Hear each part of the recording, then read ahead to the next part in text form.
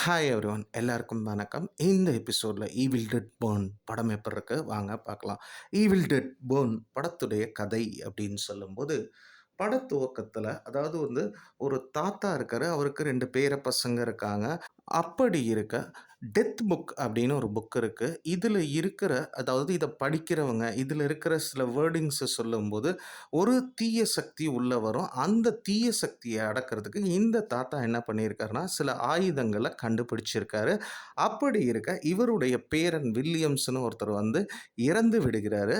அவரோட அந்த last funeral கிரிமேஷன்ஸ் இந்த இதெல்லாம் அவர் வீட்டில் தான் பண்ணணும்னு சொல்லிட்டு அவரோட அப்பா அம்மா, அந்த வில்லியம்ஸோட அப்பா அம்மா, அவரோட தம்பி, வில்லியம்ஸோட ஒய்ஃபு, அதே சமயம் அவரோட தம்பியோட லவ்வர், அந்த வீட்லேயுமே பார்த்தீங்கன்னா அவங்களோட அந்த கிராண்ட் மதர் இருக்காங்க. அப்படி இருக்க இந்த ஃபேமிலியில் பார்த்தீங்கன்னா அந்த தாத்தா ஆயுதம் கண்டுபிடிச்ச தாத்தா பேரில் பெரிய ஒப்பீனியன் கிடையாது. அட் தி சேம் டைம் அந்த தாத்தாவோட 2வது பேரை அந்த டெத் புக்லேருந்து இந்த தீய சக்தியை அழிக்கிற விஷயம் எல்லாத்தையுமே படித்து வச்ச ஒரு ஆள். அதே சமயம் அந்த டெத் புக்கில் இருக்கிற அந்த சக்தி தீய சக்திலாம் என்னென்னா இந்த ஃபேமிலிக்குள்ளே தான் அந்த ஆயுதம் இருக்குது அப்படின்னு, அதாவது அந்த ஃபேமிலிகிட்டேருந்து அந்த ஆயுதத்தை எடுக்கணும்னு அந்த தீய சக்தி உள்ளே வருது. எங்கன்னா இவங்க ஃபேமிலி ஃபியூனரல் ஃபார்மாலிட்டிஸ் பண்ணிவிட்டு அதுக்காக போன இடத்துக்கு உள்ளே வருது. அப்படி இருக்க இந்த தீய சக்தியை தாண்டி அந்த ஃபேமிலி மெம்பர்ஸுக்கு என்னாச்சு, இதர் அந்த ஃபேமிலி மெம்பர்ஸ் இந்த தீய சக்தியை எதிர்த்து போராடி ஜெயிச்சாங்களா இல்லை தோத்தாங்களா, இது எல்லாத்துக்கும் ஆன்சர் கொடுக்குற படமாக அமையறதான் ஈவில் டெட் பர்ன். இப்போ படத்துடைய ப்ளஸஸ் அப்படின்னு பார்த்தீங்கன்னா இந்த படத்தில் ஒரு மினிமமான கேஸ்டிங் தான் இருக்குது.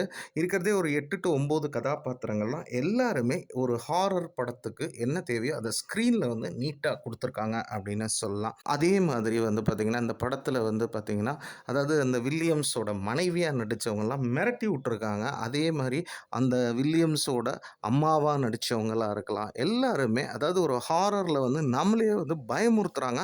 அவங்களோட ஒரு அப்பியரன்ஸே பார்த்திங்கன்னா அந்த தீய சக்திகிட்டேருந்து ட்ரான்ஸ்ஃபார்ம் ஆகி வரும்போது நமக்கே பயமாக இருக்குது அவங்கள பார்க்க ஸ்க்ரீனில். அந்த அளவுக்கு நல்ல பெர்ஃபார்மன்ஸு, அதே மாதிரி அதை எக்ஸிக்யூட் பண்ண விதத்துலேயும் நீட்டாக நடிப்பில் கொண்டு வந்திருக்காங்க அப்படின்னே சொல்லலாம். அடுத்து இப்போ ஹாரர் படம்னா 2 டைப் இருக்கும். ஒன்று இப்போ ஜம்ப்ஸ்கேரை சீட்டை விட்டு உங்களை பயமுறுத்தி எந்திரிக்கிற வைக்கிறது ஒரு டைப் ஆஃப் ஹாரர் படம். இன்னொன்று பார்த்தீங்கன்னா அதாவது படத்தில் இருக்கக்கூடிய கதாபாத்திரங்களை கழுத்தை வெட்டுறது, அருவருப்பு தக்க மாதிரி உடம்பை வெட்டுறது, கழுத்தை வச்சு திருப்பி காட்டுறது, காதை பிச்சு போடுறது, இதில் இது 2வது கேட்டகரியான ஒரு ஹாரர் படங்கும் போது அதை சினிமோட்டோகிராஃபியில் கேப்சர் பண்ணி நமக்கு அந்த பாடி ஹாரர் ரியலாக நம்ம கண்ணு முன்னாடியே நடக்கிற அளவுக்கு சினிமோட்டோகிராஃபி நீட்டாக ஒர்க் ஆகிருக்கு. எஸ்பெஷலி அடுத்தது பேக்ரவுண்ட் ஸ்கோரிங் அப்படின்னு பார்த்தீங்கன்னா நிச்சயம் பார்த்தீங்கன்னா ஒரு ஹாரர் படத்துக்கு எலிவேட் பண்ணுற ஒரு விஷயமே பேக்ரவுண்ட் ஸ்கோரிங் தான். நிச்சயம் இந்த படத்துலேயும் அது சூப்பராகவே ஒர்க் அவுட் ஆகிருக்கு அப்படின்னே சொல்லலாம்.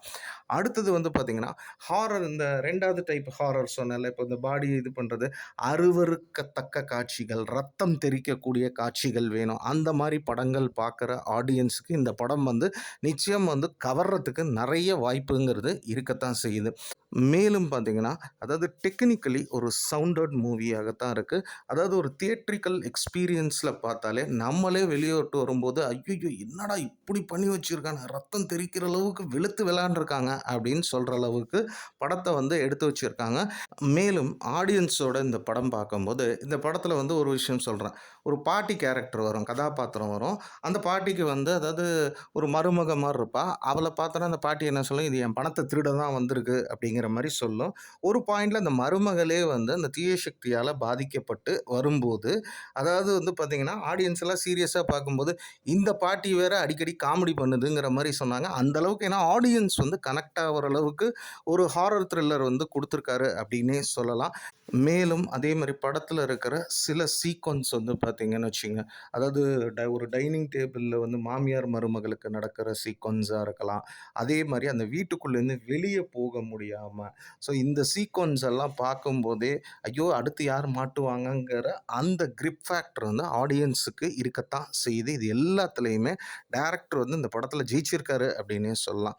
சரி, இந்த ஈவில் டெட் பர்ன்ஸில் வேற என்னெல்லாம் செஞ்சுருந்தா இந்த படம்ங்கிறது இன்னும் பெரிதாக அமைந்திருக்கும் அப்படின்னு பார்த்தீங்கன்னா, ஃபஸ்ட்டு இந்த படத்தில் இது ஒரு பாடி ஹாரர் அப்படின்னு சொல்லும்போதே நிச்சயம் அருவருக்கத்தக்க காட்சிகள் எக்கச்சக்கமா இருக்கு. இத மைண்ட்ல வச்சுட்டு பாருங்க. அதே மாரி இப்போ இந்த செட் ஆஃப் ஆடியன்ஸுக்கு பிடிக்கும். பாடி ஹாரர அதாவது ரத்தம் தெறிக்கிற மாரி உடம்ப வெட்டிலாம் பேய் பண்றது, தீய சக்தி பண்றது பிடிக்குங்கிறவங்களுக்கு பிடிக்கும். மத்தபடி மத்த ஆடியன்ஸுக்கெல்லாம் இது வந்து எவ்வளோ தூரம் இந்த காட்சிகள வந்து கன்சீவ் பண்ணுவாங்க. பல நேரத்தில வந்து இது நமக்கே ஒரு அருவருப்பா தோன்றதுக்கு வாய்ப்புகள் இருக்கு. படம்ங்கிறது வந்து இது தெரிஞ்சு தான் நம்ம போறோம். ஸோ இத மைண்ட்ல வச்சுங்க. இதுதான் இந்த படத்துல வந்து சில பேருக்கு ஒர்க் ஆவாத விஷயமாக அமையலாம். இதெல்லாம் தாண்டி ஈவில் டெட் பர்ன்ஸ் படம் எப்படி இருக்கு அப்படின்னு பார்த்தீங்கன்னா, அதாவது ஒரு தாத்தா இருக்காரு. அவர் வந்து ஒரு புக் ஆஃப் டெத் அப்படிங்கிற புக்க சில பேர் படிக்கிறாங்க. அந்த புக்க படிச்ச யாருமே உயிரோட இல்ல. அப்படிங்கும்போது அதுல ஒரு தீய சக்தி இருக்கு. அந்த தீய சக்திய அழிக்க இவர் ஒரு ஆயுதத்த கண்டுபிடிக்கிறாரு. அப்படி இருக்க இவரோட பேரன் வந்து இறந்து விடுகிறான். அப்போ அந்த ஃபியூனரல் ஃபார்மாலிட்டீஸுக்கு அவங்க ஃபேமிலியே அவரோட வீட்டுக்கு வராங்க. அப்படி இருக்க அந்த தீய சக்திகளுக்கு வந்து இந்த ஆயுதம் வந்து இந்த வீட்ல தான் இருக்குன்னு சொல்லி அந்த தீய சக்தி அந்த வீட்டுக்குள்ள வருது. அந்த வீட்டுக்குள்ள அந்த தீய சக்தி வரும்போது வெதர் அந்த தீய சக்திகள் அந்த ஆயுதத்தை எடுத்தாங்களா? இல்ல அந்த தீய சக்தி வந்து ஆயுதத்தை எடுக்க வரும்போது இந்த குடும்பத்துக்கு என்னாச்சு? இத வந்து ஒரு ஸ்லோவா பிக்கப் ஆயி லேட்டர் ஆன் ஒரு பாடி ஹாரர் த்ரில்லரா நல்ல என்கேஜிங் மொமெண்ட்ஸோட நல்ல ஒரு டெக்னிக்கலி, விஷுவலி அப்பீலிங்கா நல்ல ஒரு சரவுண்ட் சவுண்டோட நமக்கு வந்து ஒரு பாடி ஹாரர் த்ரில்லர் பார்க்கணுன்னீங்கன்னா, அந்த ரசிகர்கள கவர் பண்ற அளவுக்கு ஏன் ஈவன் மிரட்டுற அளவுக்கே இந்த படம் இருக்கு அப்படின்னு சொல்லலாம். மத்தபடி ஒரு ஜெனரல் ஆடியன்ஸா நம்ம பார்த்தோம் அப்படின்னா, இது வந்து ஒரு பாடி ஹாரர் த்ரில்லர்ன்னு ப்ரிப்பேர் ஆயி போயிட்டீங்கன்னா, இந்த படங்கிறது வந்து என்கேஜிங் பாடி ஹாரர் த்ரில்லரா நிச்சயம் ஒர்க் அவுட் ஆகும். சென்சார் சர்டிஃபிகேஷனுங்கும்போது ஏ சர்டிஃபைடு தான்.